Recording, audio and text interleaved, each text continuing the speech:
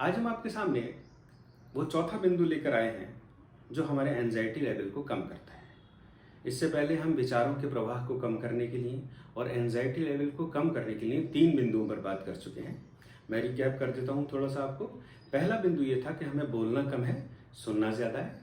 दूसरा बिंदु ये था कि हमारे पास जो भौतिक वस्तुएं हैं वो कम होनी चाहिए, उनके प्रति हमारा भाव जो है वो नॉन पॉसेसिवनेस का होना चाहिए।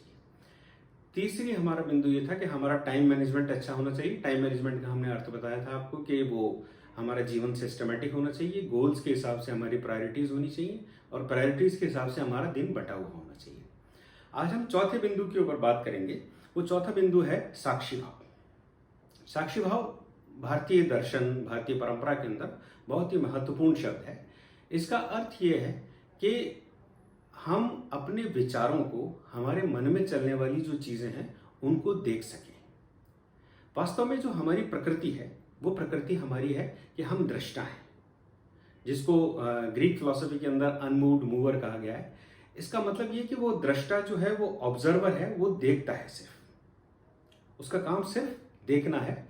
लेकिन गलती ये होती है, हम सबसे ये गलती होती है कि हम अपने आप को कर्ता समझने लगते हैं, भोक्ता समझने लगते हैं। तो अगर हम बहुत ज़्यादा दार्शनिक बात नहीं भी करें तो हम सिर्फ इतना कर लें कि हम अपने विचारों को देखना सीख लें कि हमारे मन में क्या चल रहा है। ये बिल्कुल उसी तरह है जैसे कि मान लीजिए किसी देश का गणतंत्र दिवस है, स्वतंत्रता दिवस है या कोई और ओकेजन है, उस पर जो राष्ट्रपति महोदय हैं वो चेयर पर बैठे और सामने से आर्मी की टुकड़ियां निकल रही हैं। आर्मी की छोटी छोटी टुकड़ियां हैं वो निकल रही हैं।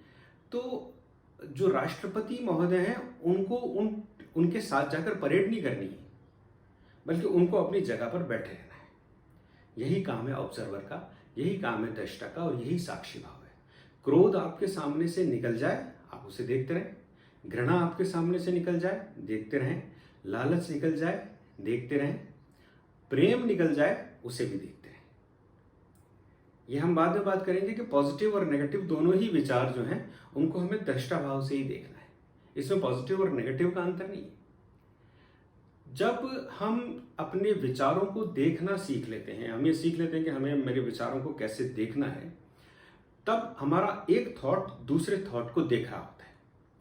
जब एक थॉट दूसरे थॉट को देख रहा होता है, इस सिस्टम को, इस व्यवस्था को, इस प्रक्रिया को इंट्रोस्पेक्शन कहते हैं। ये साक्षी भाव नहीं है। इंट्रोस्पेक्शन का मतलब है जहां एक विचार दूसरे विचार को देख रहा है, और ये बहुत अच्छी बात है। इंट्रोस्पेक्शन की अगली प्रक्रिया, अगली स्टेज साक्षी भाव है। इसमें अगर हम कुछ रेफरेंसेस देखना चाहें तो बहुत ही अच्छा रेफरेंस हमें देखने को मिलेगा उपनिषदों में। उपनिषदों में श्वेताश्वतर उपनिषद है। श्वेताश्वतर उपनिषद का 6वां अध्याय है, उसका 11वां श्लोक है। वो ये कहते हैं कि एको देवः सर्वभूतेषु गूढ़ः सर्वव्यापी सर्वंतरात्मा कर्माध्यक्षः सर्वभूताधिवासः साक्षी चेता केवलो निर्गुणाश्च। इसका मतलब यह है कि वो जो हमारे भीतर आत्मा बैठी है, हमारे भीतर जो आत्मा है वही साक्षी है और वो निर्गुण है। उस आत्मा को उसको आप देखने दीजिए, जो भी देखना, जो चीजें चल रही हैं सामने से उनको चलने दीजिए। और इसको स्पष्टता से अगर देखें तो वेदांत दर्शन का एक ग्रंथ है दृक् दृश्य विवेक है। कुछ लोगों का कहना है कि दृक् दृश्य विवेक जो है ये आदि शंकराचार्य ने लिखा है, और कुछ लोगों का कहना है कि ये विद्यारण्य जी ने लिखा है। लेकिन हम बात ये करें कि जो वो ग्रंथ है उसका जो पहला श्लोक है, रूपम दृश्यम लोचनम दृक् तदृश्यम तृक्तु मानसम दृश्याधि वृत्तस्य साक्षी द्रगेन न तो दृश्यते। इसका मतलब यह है कि when the eye is perceiver, the form is perceived. Form is perceived, then eye is perceiver. Form मतलब ये सारा जगत जो हमें दिखाई दे रहा है, ये जब दिखाई देता है तो दृष्टा कौन है, देखने वाला कौन है? देखने वाला आंख है। लेकिन इस आंख को भी देखा जा सकता है। When the eye is perceived, the mind is perceiver. लेकिन जब आंख को देखा जा रहा है तो आंख को कौन देख रहा है? माइंड देख रहा है। लेकिन थर्ड स्टेज और भी है। When the mind is perceived, जब माइंड को देखा जा रहा है, then the witness is perceiver, तब देखने वाला दृष्टा है, साक्षी है। और जो देखने वाला है, it can not be seen, it can not be objectified. तो ये 3 स्तर हैं इसके। जब आपको जगत दिखाई दे रहा है तो दृष्टा कौन है? आंख।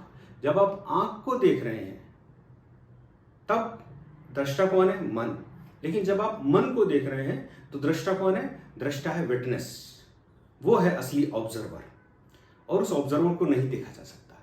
ये कौन कह रहा है? ये कह रहा है दृक दृश्य विवेक।